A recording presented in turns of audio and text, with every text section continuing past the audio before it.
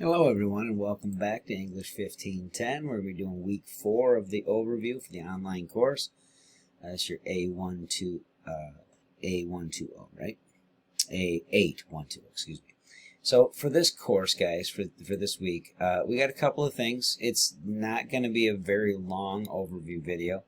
At this time I have most, if not all, of these things and the feedback things caught up and then put to right, let's say, on these.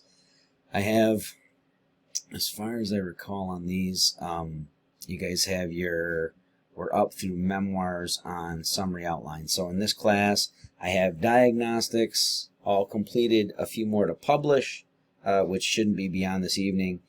So everybody's diagnostic and all the forums and discussion for the intro discussion board, the first one, those should all be in, if not already, then by this evening. They're done. I just need to hit publish on a few more of those, and then most of the class, if not all, on the memoir summary outline. So remember, on these this week, you're looking at that feedback from classmates that they did in the discussion boards, right? So everyone had to already have participated in this one, and then you did your memoirs. Memoirs still open for you to view now. You were supposed to have posted your rough draft in here along with your rough draft into the Dropbox for memoir. And now this week you're completing your final draft that's going to be due on Monday. Okay? I'm going to scoot this over. What are the dates on here? Make sure that this is correct. Yeah, this is going to be, this is going to be the 19th. This is going to be the 18th. There, now we're clear on that. So you got gives you an additional day on this, because this week you're starting rhetorical analysis. And if you guys, anyone at all, is behind on reading in the textbook, please make sure that you're doing this reading so you understand the words that are being referred to here when we're talking about logos, ethos, pathos, rhetorical concepts versus rhetorical devices. Remember, folks, I've already made some comments about this class in particular. I do have 6 or 7 students in here where it's just week to week, I don't know what's going to come from them. I have made every effort. I'm not going to keep going through and working with students on these late submissions and individual things like this. It took me enough time over the past couple weeks with dealing with being pretty sick and having to try and catch myself up on some of these, which I'm pretty much there now. But with students in the class where I have some who have not, engaged, and very, very rarely engaged with most of the stuff, and the work's incomplete, and then things about missing and late on these guys. The policy is for the course that there is not late work accepted. I've made some exceptions for some of the things that have been going on in individual lives and stuff, and those things I have no problem with as long as we have documentable circumstances. The ones I do have an issue with is where it's getting to be a little bit excessive, and I have some of you submitting late or not submitting. I can't do much with those things, guys. There's nothing, just no reason for it. I'm just getting late or missing or partial work on these. I need to get back to the students who are doing all of the work, okay? So that's the direction I'll be going. So make sure you're taking note of everything due each week, including the forums and the discussion boards, not just the assignments. Now, having said that, pay attention to on your diagnostics. Everyone should have a diagnostic by the time this is up. If not, then within the hour or two afterwards, they should have all those actually published with, including if there was an audio file. For a lot of you, the audio file was the issue. I did go back and fix some of those. It wasn't on all of them though. Some of them there was no audio, and it still had an issue. That was two of them were on my end, but most of them were just things with the programming. Sometimes I go to record those and I hit save on the audio portion I put on there, and sometimes it fails, and sometimes it shows me the fail, and sometimes it doesn't. Then you go to look through, and maybe some of the marks are still there, but the audio thing is entirely missing. And sometimes that just prevents it from being accessible at all, which is what happened to a couple of you on Wednesday and Thursday last week when you were trying to get those ones open. But so on this, you're looking now this week at rhetorical analysis. If you did not do that reading in the textbook, you're going to find this hard to understand, okay? Make sure that you watch this video. Make sure that you read through all of these instructions. Make sure that you watch this awareness ad so that you understand the references that are being made. I have an additional one here, an interview with this director, so you can understand some of these different contexts and things that are being presented. The rubric for the rhetorical analysis is here. The summary and outline that you're completing is here. There is a student sample paper, and there's an additional form that says charting devices using the example ad that's up here. So if you haven't watched, if you haven't watched this awareness ad and you haven't read the instructions or watched the video above, then going through these things won't make much sense to you, okay? The objective here is to make sure that you understand what you're doing with these, and note that in the sample paper, just like with the memoir, you got this version here, and then after you follow into the next side here, oops, no, I don't have it labeled on this one. My bad on there. You got a note on this, the different devices. No, the commentary, the commentary on here, just note that this intro is very long. You just need the basic general to specific intro, general, specific, your topic, and thesis. And remember, in the your topic section of the summary outline, that's where you include your who made the ad, why they made it, that kind of deal. You know, this is made by Coca-Cola for the intention of whatever, right? Getting people to be aware about an awareness thing and also purchase this product. Or maybe it's just to purchase the product, right? So those things be stated in the your topic section. Who made the ad, what the name of the ad is, who made it, and why. And then following that in the thesis, you name the rhetorical devices. So this one said, when delivering the one and only message, Duracell batteries. Duracell batteries are everlasting, including when delivering the one and only message someone might send. In making the claim, the ad used rhetorical devices like imagery, repetition, and emotionally charged music to appeal to the intended audience. So make sure you're in your topic section, you say what the ad is you're analyzing, who made it, and why. Then in the thesis, you name the rhetorical devices. For most of you, you're going to find that the rhetorical devices that are pretty... Sorry about that, guys. The recording software shut down. But on those, make sure that you're following through on all of those, the different things on the devices and stuff. So the rubric itself, make sure that you actually open this up, read through the rubric instructions. I want everyone using a YouTube ad. Give me the link of the actual YouTube ad that you picked, and I want that on the actual top of that summary and outline. Okay, so that I can actually access it, find the exact one that you had.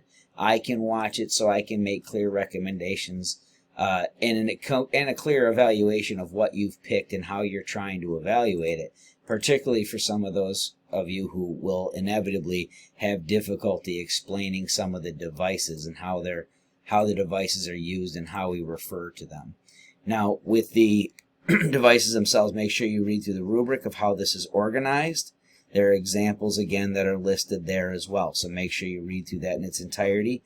On the summary outline, same thing, short summary of what the ad is.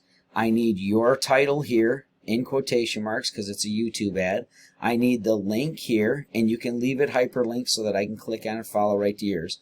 And then remember, read all these instructions. You're filling this out in full sentences, and you're removing the example ones. Again, there are sample statements written here using the always and the always as an example. You'll see they make a comment here about the general category of that type of always ad, and then the specific statement as a comparison uses the Dove Corporation ones as a point of comparison for the reader to establish context, right?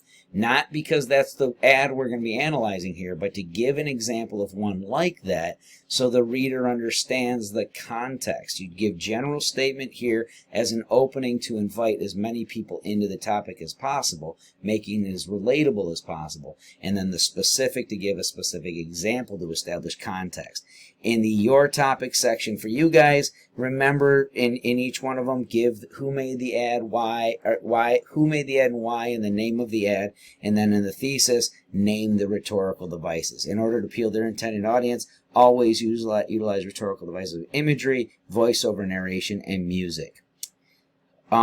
make sure that you name your rhetorical devices. For the most part, most of you guys are going to have imagery, music, voiceover narration, celebrity spokesperson or presenter, things along those lines as rhetorical devices. Those are really common ones.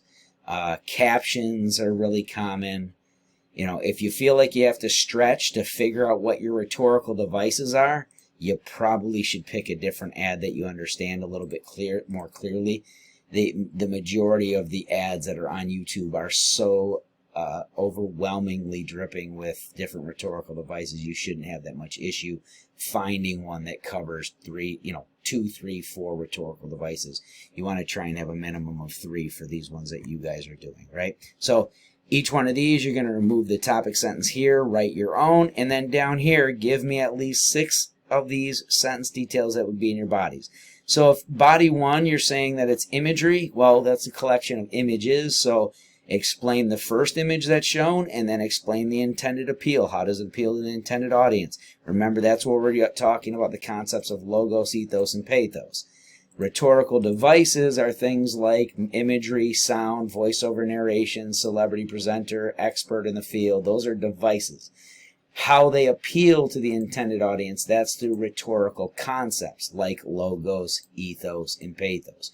Make sure you make that distinction. So down here could be easily accomplished with 3 different images as examples. One image example is this, and it's intended to appeal to the audience is this, right? Another image in the imagery is this, its intended appeal is this. A third one is this, and its intended appeal is that. That would be enough for the body details of one of those to show me that you understand how to give me the details about a device, followed by explaining them in utilization in the piece you're analyzing. Again, you won't understand any of that until you go through all of this Dropbox instruction, including that video, okay? On the week of finalization, remember that the discussion board is still here. You can go through your classmates' commentary from, I already went through all those ones, and then memoirs. Go through and post yours. Make sure that you follow these directions and not only post, but review with classmates. Remember, the grade is broken up between 2 things in there. Participation of 1, posting yours, and then 2, reviewing classmates. Respond to this criteria here. Make sure that you're looking through and formatting these correctly. I'm not sure how some of you really got so far askew on some of the things that you did with your diagnostics, even where it was it appeared for some people it was the first time ever anyone had ever been asked to write something in any particular type of format. So that make sure that you are paying attention to those things and make sure that you're doing the reading and reviews in the textbooks. I'm going to want a works cited page on this when we get to the drafting, and for that works cited page, remember there's not only reading and instruction on that in your textbook, there's even an image of what a works cited page looks like when it's formatted. So you got to make sure that you're following through on all these things because you're missing some of the instructional bits, okay? So read through this on here. Make sure you participate in that forum. You're looking at your classmates' feedback there.